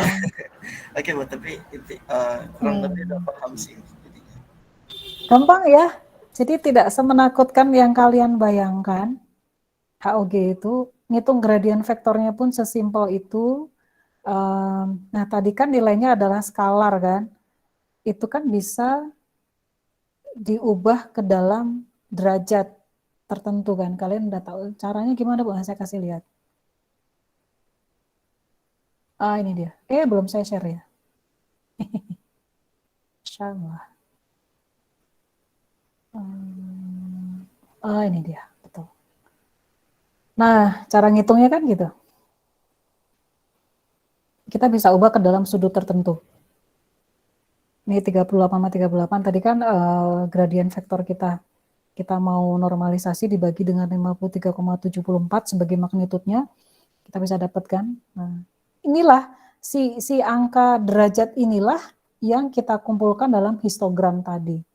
Oh, dari 8x8 tadi, pixel tadi itu isinya dia ngumpulin berapa banyak sih yang derajatnya 45, berapa banyak sih yang derajatnya itu 25, berapa banyak sih yang derajatnya 30. Jadi itu kan frekuensi, ngumpulin gitu.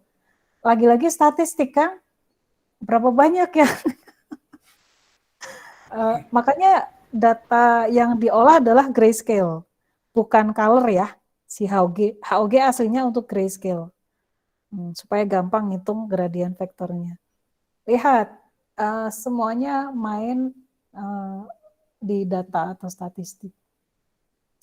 Sesimpel itu. Udah lah ya, ini kalian bisa pelajari lebih lanjut. Nggak susah, gampang.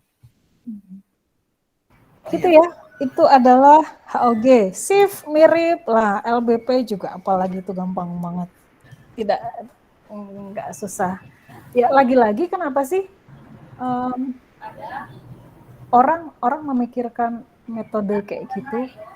Ya karena yang kita hadapi di computer vision ini adalah pixel, angka yang nggak ada maknanya, iya kan? Jadi gimana caranya kita bisa memiliki makna tertentu terhadap kumpulan pixel itu? Makanya orang melakukan feature engineering. Oh, kayaknya kira-kira kumpulan dari gradient vektor ini dia punya makna tertentu deh. Dia bisa deh dipakai untuk mengidentifikasi person atau orang. Kan awalnya untuk person ya, untuk mendeteksi orang kan. HOG ini awalnya aslinya. awal dia diciptakan oleh penemu metodenya itu kayak gitu. Tapi kalau kalian perhatikan, apakah gradient vector itu konsep yang baru? Enggak, itu konsep jadul. Tapi si dalal dan trik, si penemu metode AG ini mengemas mengemas si gradient vector ini sedemikian rupa sehingga muncullah metode baru yang disebut sebagai histogram of oriented gradient. Jadi benar-benar oriented gradient vector yang histogramnya dipakai sebagai feature deskriptor yang dipakai untuk mengenali objek. Seperti itulah konsep inti dari feature engineering. Gitu ya. Begitulah feature engineering. Nah, begitu ya. Jadi, saya udah lewat 15 menit dari saya janjikan. Ada komentar atau pertanyaan? Saya nanya kalau kayak gitu, terakhir saya nanya. Saya stop. Berapa raise hand yang 50% ngerti?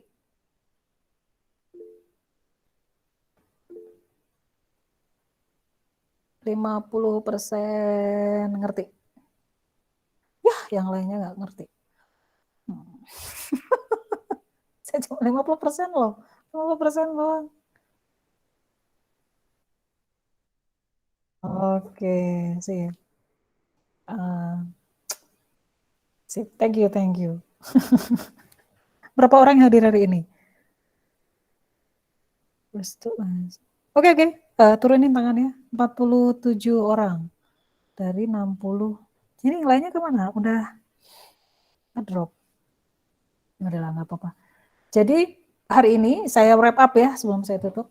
Kalian mempelajari konsep lah ya, konsep feature engineering itu intinya seperti apa, kemudian kenapa feature engineering ini membutuhkan algoritma machine learning. Nah, kalian tahu kan kaitannya apa. Terus contoh salah satu metode yang dipakai di feature engineering yaitu HOG. Wah, ternyata HOG itu nggak seserem yang pernah saya bayangkan sebelumnya. Sederhana.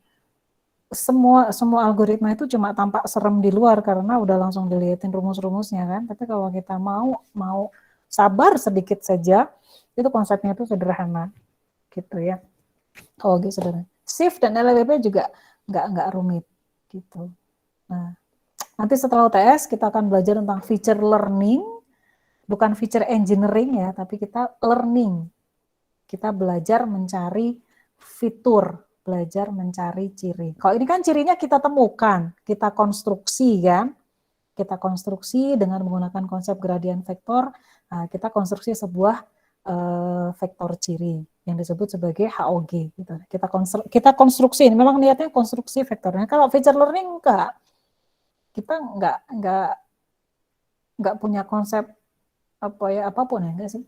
Konvolusi itu kan juga konsep ya, tapi enggak lah ya.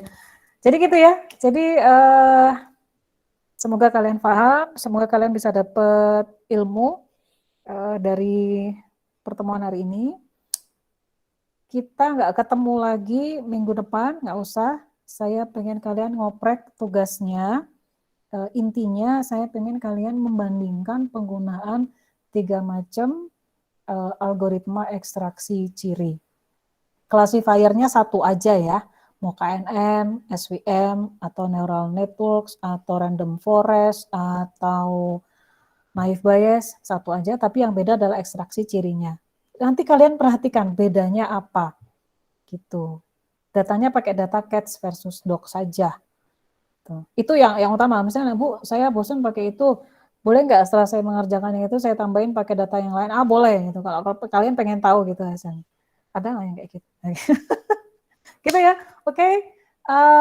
Terima kasih atas perhatiannya. Selamat sore, kita ketemu lagi setelah masa UTS berlalu ya. Jadi mungkin kita ketemu sekitar 3 minggu lagi. Nah, selamat menikmati belajarnya. mumpung kalian masih mahasiswa, benar-benar nikmati masa-masa sebagai mahasiswa untuk belajar sebanyak-banyaknya, ambil ilmu sebanyak-banyaknya. Jangan sampai nyesel. Gitu ya. Oke, selamat sore. Selamat melanjutkan aktivitas. Assalamualaikum warahmatullahi wabarakatuh. Waalaikumsalam warahmatullahi Waalaikumsalam warahmatullahi wabarakatuh. Makasih, Bu. Makasih ya, Bu. Silakan live ya, boleh. Saya stop recording.